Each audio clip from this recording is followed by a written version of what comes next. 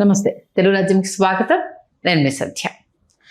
Telugu cinema చరిత్రలో ఒక cinema తెరకెక్కడంలో దర్శకుడి పాత్ర ఎంత ముఖ్యమో మనందరికీ తెలిసిందే.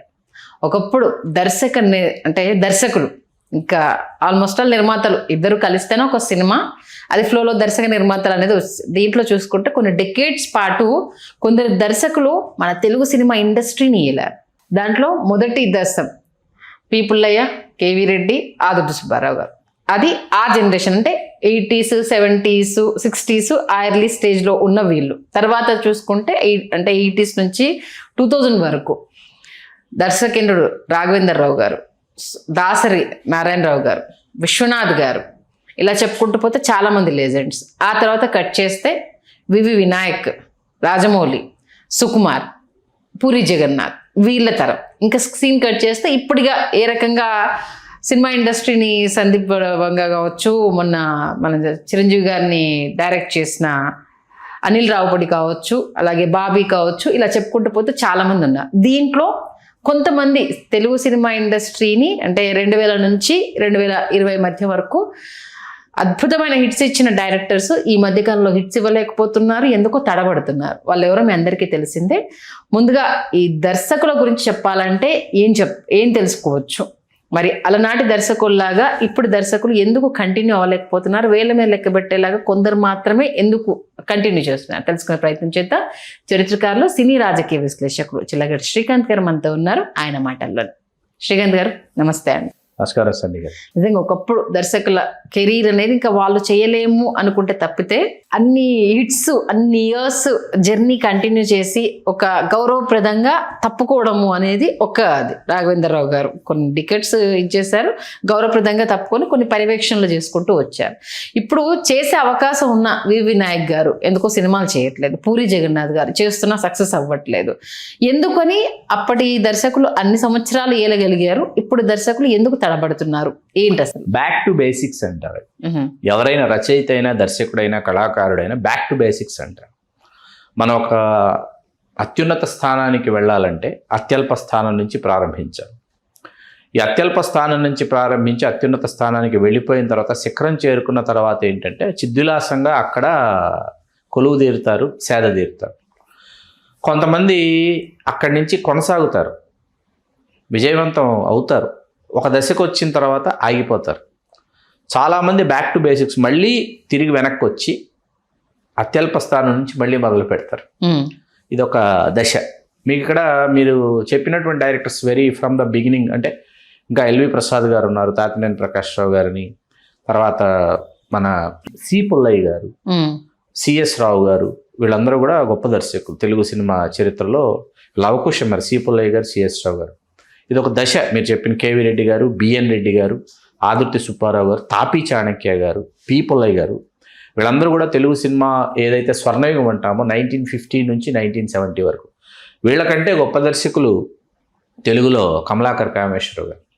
ఒక గుండమ్మ కథ తీసినా, ఒక నర్తనశాల తీసినా, ఒక పాండురంగ మహత్యం తీసినా, ఒక మహామంత్రి తిమ్మరుసు తీసిన, ఒక మహాకవి కాళిదాసు తీసిన పౌరాణికాలు అంటే పౌరాణిక చిత్రబ్రహ్మ అంటే కమలాకర కామేశ్వరరావు, జానపద చిత్రబ్రహ్మ అంటే బి విఠలాచార్య. ఇట్లా సాంఘికాలకు వచ్చేటప్పటికి మళ్ళీ తాపీ చాణక్య గారు, ఆదుర్తి సుబ్బారావు గారు వీళ్ళు అద్భుతమైన సినిమాలు తీశారు. ఒక ప్రయోగం చేయాలి, ప్రేక్షకుల్ని రంజింపజేయాలంటే ఒక కేవీ రెడ్డి గారు, ఒక కళాత్మక సౌందర్య పిపాస ఉన్న సినిమాలు తీయాలంటే బిఎన్ రెడ్డి గారు. 11 సినిమాలే తీశారు బిఎన్ రెడ్డి గారు. తెలుగులో నేను ఎప్పుడు బెస్ట్ తీయకుండా వెళ్ళిపోయాను అని బిఎన్ రెడ్డి గారు చెప్పేవారు. ది బెస్ట్ తీయలేకపోయాను అని. కానీ బెస్ట్ తీయలేదు అని చెప్పి వెళ్ళిపోయిన బిఎన్ రెడ్డి గారు తీసిన 11 సినిమాలే తెలుగు సినిమా చరిత్రలో ఇవాళకి ది బెస్ట్. ఒక మల్లీశ్వర్ కావచ్చు, ఒక ఫ్లాప్ అయిన రాజమకుటం కావచ్చు, కమర్షియల్లీ ఇట్స్ ఫ్లాప్ రాజమకుటం, కానీ ఇవాళ సినిమాగా మీరు కూర్చొని చూస్తే అందులో నేర్చుకోవాల్సిన విషయాలు చాలా ఉంటాయి. అట్లాగే మనస్తత్వ శాస్త్రం, బంగారు పాప అనే సినిమా, మీకు ఎస్వి రంగారావు గారి పాత్ర, ఇవన్నీ డైరెక్టర్స్ పాయింట్ ఆఫ్ వ్యూలో నుంచి వచ్చిన అద్భుతాలు అనమాట తెలుగు సినిమా చరిత్రలో. దాన్ని మనం ఒక కల్చరల్ స్టడీగా తీసుకుంటే వీళ్ళ కోవలో ఇక్కడి నుంచి కె హేమంబర్ధర్రావు గారు, కె ప్రత్యేగాత్మ గారు, డి యోగానంద్ గారు, ఇట్లా కొంతమంది దర్శకులు వరుసగా ప్రయోగాత్మక, అభ్యుదయ, కుటుంబ కథా చిత్రాలు తీసుకుంటూ వచ్చారన్నమాట. 80లోకి వచ్చేటప్పటికంటే 70 నుంచి 80లోకి వచ్చేటప్పటికి ఏమిటంటే 67 ఇక్కడ నుంచి ట్రాన్స్ఫర్మేషన్ ఆఫ్ తెలుగు సినిమా సాక్షి అనే సినిమా బాపు గారు డైరెక్ట్ చేసిన ఫస్ట్ కృష్ణ గారి అక్కడి నుంచి ట్రాన్స్ఫర్మేషన్స్ కనిపిస్తాయి. ఈ ట్రాన్స్ఫర్మేషన్ టైంలో ఈ పీరియడ్లో ఏంటంటే ఒక విశ్వనాథ్ గారు ఈ ట్రాన్స్ఫర్మేషన్ టైంలో వచ్చారు, బాపు గారు ఈ ట్రాన్స్ఫర్మేషన్ టైంలో వచ్చారు, సింగీతం శ్రీనివాసరావు గారు ట్రాన్స్ఫర్మేషన్ టైంలో వచ్చారు, దాసరి నారాయణరావు గారు వచ్చారు, మనం బాలచంద్ర గారు అది మన తమిళ నుంచి వచ్చారు కాబట్టి బాలచంద్ర గారు తెలుగులో డైరెక్ట్ సినిమాలు చేశారు కాబట్టి బాలచంద్ర గారి పేరు కూడా ఇక్కడ చెప్పుకొని తినాలి. ఎందుకంటే చాలా మందికి ఇవాళకి తెలియని విషయం ఏంటంటే ఆయన మరో చరిత్ర తెలుగులో తీశారు కానీ తమిళంలో తీలా. ఓకే, దాన్ని మళ్ళీ రీమేక్ చేయాల్సి వస్తే హిందీలో తీశారు ఎగ్జూజేకేలే కానీ తమిళంలో ఆయన తీలా. తెలుగు సినిమా సంవత్సరం ఆడింది మీకు చెన్నైలో. మరో చరిత్ర తెలుగు సినిమా 1 year ఆడింది. ఆయన తెలుగులో తర్వాత మన కోకిలమ్మ అని ఒక సినిమా ఉంటుంది సరితి గారి, అది తెలుగులోనే డైరెక్ట్గా తీశారు. ఇట్లా తెలుగులో ఫస్ట్ మీకు రుద్రవేణి తెలుగులో తీసి ఆ తర్వాత ఎన్నాల్ ముడియం తమ్మిని కమల్ హాసన్తో రీమేక్ చేశారు ఏది తమిళంలో. తెలుగులో చిరంజీవి గారు ఎంత గొప్పగా చేశారో కమల్ హాసన్ గారు తమిళంలో అంత చెత్తగా చేశారు. కమల్ హాసన్ గారు చెత్తగా చేసిన సినిమా ఏదైనా ఉందంటే అది ఎన్నాల్ ముడియం తమ్మి. ఓకే, తెలుగులో అద్భుతం చిరంజీవి గారు సూర్యనారాయణ శాస్త్రి పాత్ర. అట్లా బాలచంద్ర గారు తెలుగులో డైరెక్ట్గా చాలా ఫిల్మ్స్ చేశారు కాబట్టి బాలచంద్ర గారిని కూడా బాలచంద్ర గారు 60 తమిళ డైరెక్టర్ కిందకి వస్తారా? తమిళుడు అయినప్పటికీ తెలుగులో ఆయన సినిమాలు చేశారు డైరెక్ట్గా.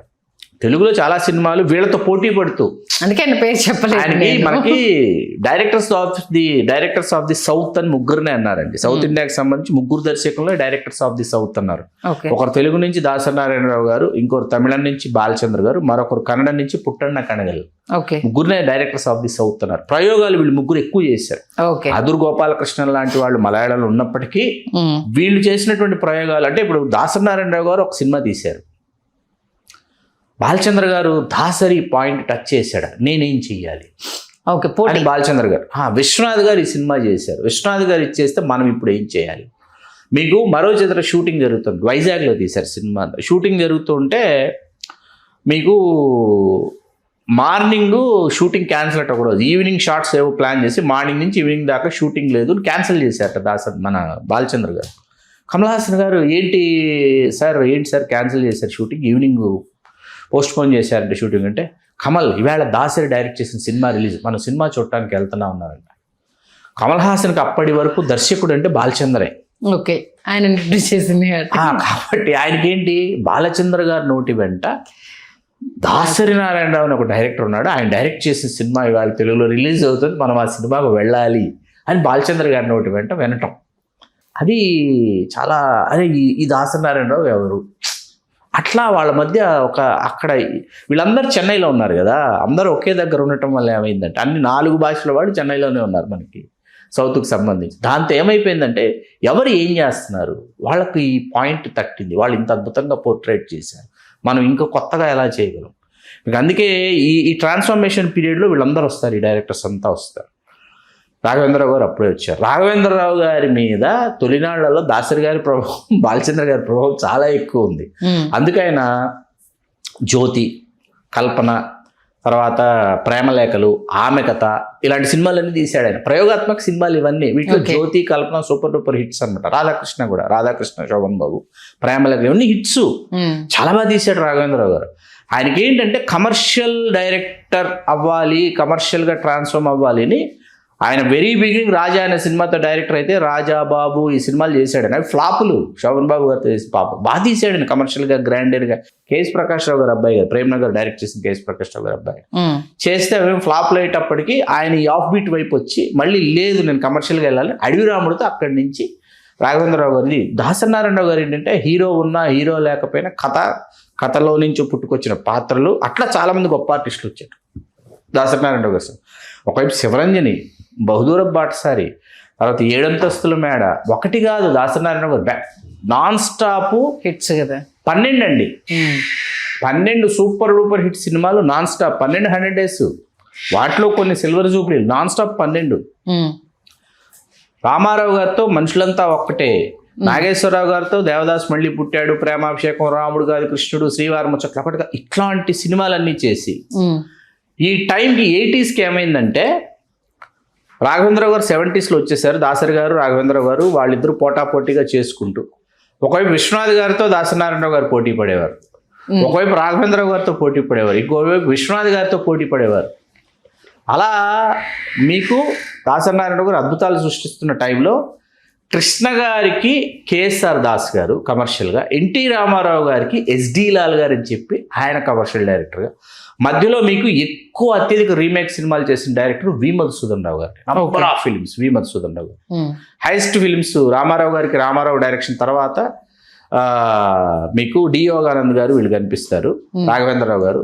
నాగేశ్వరరావు గారికి వి మధుసూదన్ రావు గారు హైయెస్ట్ ఫిల్మ్స్ డైరెక్ట్ చేశారు. వి మధుసూదన్ రావు గారు ఇంతమంది డైరెక్టర్స్ మనకు కనిపిస్తారు. ఈ టైం ట్రాన్స్ఫర్మేషన్లోనే మీకు 80s వచ్చేటప్పటికి కోదండరామిరెడ్డి గారు, కోడి రామకృష్ణ గారు, రవిరాజ పినిశెట్టి గారు, బి గోపాల్ గారు, వీళ్ళతో పాటు టీ కృష్ణ, అభ్యుదయ భావాలు గల టీ కృష్ణ, మాదాల రంగారావు గారు, తర్వాత వేజెళ్ల గారిని ఒక దర్శకులు, ధవళ సత్యం గారు, జంధ్యాల గారు, రేలంగి నరసింహారావు గారు, ఎంతమంది దర్శకులు వస్తారు. ఓకే. వీళ్ళతో పాటు రచయితల్లో జంధ్యాల గారు డైరెక్టర్ అయ్యారని చెప్పి పరుచూరు బ్రదర్స్ కూడా కొన్ని అద్భుతమైన సినిమాలు తీశారు. కాయి రాజా కాయ అని, శ్రీకట్న లీలలు, ప్రజాస్వామ్యం, చాలా బాగుంటాయి సినిమాలన్నీ. సర్పయాగం, పరాకాష్ట పరుచూరు బ్రదర్స్ డైరెక్ట్ చేసినటువంటి సినిమా, అద్భుతమైన. మధ్యలో బోయిన్ సుబ్బారావు గారు, ఇట్లా కొంతమంది దర్శకులు వీళ్ళు పరిపుష్టి చేశారు తెలుగు సినిమాని. టీ కృష్ణ గారు 6 సినిమాలే చేశారు. కోదండరామిరెడ్డి గారు రాఘవేంద్రరావు గారితో పోటీ పడుతూ కమర్షియల్ సినిమా అంటే రాఘవేంద్ర గారి సినిమా, కోదండరామిరెడ్డి సినిమా అనేటటువంటి పరిస్థితుల్లో వాళ్ళ సినిమాలు అంటే విశ్వనాథ్ గారు, రాఘవేంద్రరావు గారు, దాసనారాయణ గారు, కోదండరామిరెడ్డి గారు, కోడి రామకృష్ణ గారు, విజయబాబు నాయుడు గారు ప్రొడ్యూసర్ నుంచి డైరెక్టర్ గా ట్రాన్స్ఫార్మ్ అయ్యారు. వంశీ గారు డైరెక్టర్ అయ్యారు. వంశీ గారు ఆయన తరహాలో, ఆయన పందాలు, ఆయన సినిమాలు తీస్తున్నారు. రైటర్ నుంచి రైటర్ కమ్ డైరెక్టర్ జంధ్యాల గారు, ఆయన తీస్తున్న సినిమాలు, ఈయన రాజేంద్ర ప్రసాద్తో హిట్ ఇస్తే అవతల రేలంగి నరసింహారావు నరేష్ గారితో హిట్ ఇచ్చారు. ఈయన నరేష్ గారితో హిట్ ఇస్తే ఆయన రాజేంద్ర ప్రసాద్ గారితో రేలంగి నరసింహారావు గారు 2 హిట్లు ఇచ్చారు. ఇది ఒక ట్రాన్స్ఫర్మేషన్ పీరియడ్. ఇది థియేటర్లని పరిపుష్టం చేసినటువంటి సమయం. థియేటర్లని కళకళలాడేలాగా, కాసుల గలగలలు వినిపించి హీరోల్ని కమర్షియల్గా నిలబెట్టినటువంటి ఒక సమయం. మురళీమోహన్ రావు గారని, జి రామ్మోహన్ రావు గారని, ఎస్ఎస్ రవిచంద్ర, చాలా మంది కమర్షియల్ డైరెక్టర్స్ ఉన్నారు. ఎస్ఎస్ రవిచంద్ర కూడా చాలా మంది సినిమాలు తీశారు. వీళ్ళ సెకండ్ క్లోజ్ అవుతున్న టైంలో ఈవి సత్యనారాయణ గారు, ఎస్వి కృష్ణారెడ్డి గారు, వీళ్ళది 90s వచ్చేటప్పటికి 1991 ఈ టైంకి ఈవి సత్యనారాయణ, వెంటనే ఎస్వి కృష్ణారెడ్డి గారు, వీళ్ళు ఈవి సత్యనారాయణ గారు 50 సినిమాలు, ఇవాళకి ఒక 5-6 సినిమాలు పక్కన పెడితే మిగతా 40-45 సినిమాలు. ఇవాళ dialogue screen play, dialogue screen play తెలుసుకోవాలంటే ఈవి సత్యనారాయణ గారి సినిమాలు చూడమని చెప్పాలి ఎవరికైనా. ఎందుకంటే ధ్వని చాలా ఇంపార్టెంట్. ఆయన సినిమా క్యారెక్టర్స్లో, ఆయన సినిమాలో ఉన్న క్యారెక్టర్స్ సౌండింగ్ అనమాట. మన తాళి అని ఒక సినిమా ఉంది, శ్రీకాంత్ సినిమా హిట్. మీకు అందులో బ్రహ్మానందం గారు చేసిన పిల్లి సూర్యరావు అనే పాత్ర అనమాట. హీరో అసిస్టెంట్, పాలేరు, అన్ని ఆల్రౌండర్, అన్ని ఉంటాయి. ఆ క్యారెక్టర్ తీసేస్తే సినిమా చూడలేం మనం. అవును, ఆ ఒక్క క్యారెక్టర్ తీసేస్తే మనం సినిమా చూడడం. ఏంటంటే అబ్బాయి గారు, ఏంటంటే రాత్రి పని అయిపోయిందండి అంటాడు. ఆ సౌండింగ్ అనమాట, బ్రహ్మానందం గారి క్యారెక్టర్ తాలూకు సౌండింగ్తో సినిమా మొత్తం ట్రావెల్ అవుతుంటుంది. మీకు అది తెలియాలి, డైరెక్టర్కి తెలియాలి. అది ఇక్కడ ఒక క్యారెక్టర్ని పెట్టి మనం చేయాలి. ఇందాక మనం విశ్వనాథ్ గారు, బాలచంద్ర గారు ఇది మాట్లాడుకుంటూ, దాసనారాయణరావు గారు నాకు ఎప్పటికీ చాలా ఇష్టమైనటువంటి ఒక వాళ్ళ మధ్య ఇదేంటంటే, ఈయన శంకరాభరణం తీసేసి విశ్వనాథ్ గారు అందరికి పెద్ద పరీక్ష పెట్టేశాడు అనమాట. ఎంత పెద్ద పరీక్ష అంటే, ఇప్పుడు బాలచంద్ర గారికి, దాసనారాయణరావు గారికి పెద్ద అంతర్మదనం అయిపోయింది ఈ సినిమా తీసి. నెక్స్ట్ ఏం తీయాలి? నాగేశ్వరరావు గారికి ఏంటి, Dasanarayanarao garu is very close, back to back. Nageswararao గారికి నటుడిగా పునర్జన్మనిచ్చినటువంటి దర్శకుడు దాసనారాయణరావు గారు. దాసనారాయణరావు గారు, నాగేశ్వరరావు గారు ఏంటోనయ్యా నారాయణరావు, ఆ సినిమాతో మేమంతా ఇన్ని సినిమాలు చేసి సంపాదించిన కీర్తి ఆ జేవి స్వామిజీలో ఒక సినిమాతో కొట్టేశాడు శంకరాభరణత శంకర శాస్త్రి అన్నది నాగేశ్వరరావు మన దాసరావు గారు విన్నారు. ఈయనకి ఇప్పుడు ఇలాంటి కథ చేయాలని ఉంది అని చెప్పాడు అనమాట. లైన్ చెప్పాడు. చెప్పిన తర్వాత మేఘ సందేశం అదేనా చేశారు. చేసిన తర్వాత ఏంటంటే కమర్షియల్లీ పక్కన పెడదాం దాని గురించి. క్లాసిక్ అన్నమాట. అంటే తెలుగు సినిమా సగర్వంగా ఇది ఇలాంటి సినిమా అంటే శంకరాభరణం సినిమా వచ్చింది అని చెప్పుకోవడానికి national awards, state awards, number of awards, ఒక పాట అద్భుతం, రవీంద్ర బాబు అనే పాత్ర, ఇవన్నీ అది ప్లాటోనిక్ లవ్ అండి. అమలిన శృంగారాన్ని అద్భుతంగా తెర మీద తీసుకొచ్చిన తర్వాత, అంటే కళలకు బానిసలు అయితే ఎలా ఉంటుంది. ఇక్కడ చెప్పాల్సిన విషయం ఏంటంటే, మేఘ సందేశం తీసిన దాసనారాయణరావు గారు ఈ సినిమా ఇప్పుడు ఎవరికి చూపించాలి? విశ్వనాథ్ గారికి చూపించాలి. మేము కూడా తీయగలమండి ఇలాగా అని.